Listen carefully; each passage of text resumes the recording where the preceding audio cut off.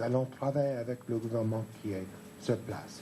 Cependant, la plupart des ministres, tous les ministres, sont des ministres qui étaient là pour la transition et avant d'enlever nos sanctions et reprendre notre coopération dans d'autres domaines, nous voulons voir la composition du nouvel gouvernement. D'exiger certains personnages dans le gouvernement. Cependant, nous voulons voir que c'est un gouvernement représentatif qui aura le soutien du peuple malgache. Et nous croyons que les personnes qui ont participé au coup d'État ne sont pas nécessairement les meilleurs choix pour participer dans un nouvel gouvernement. Mais ce n'est pas à nous de dicter la composition du gouvernement. L'AGOA et le MCA.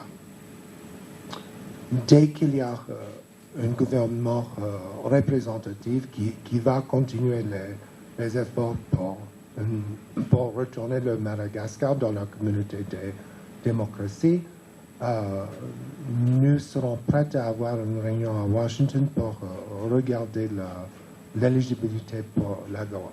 Selon notre loi, l'éligibilité commence toujours le 1er janvier. Si le gouvernement des États-Unis estime que les conditions sont prêtes pour un renouvellement, on pourrait faire une annonce afin que les investisseurs peuvent planifier et peuvent commencer à exporter à partir du 1er janvier. Et pour le MCA, c'est un processus plus compliqué.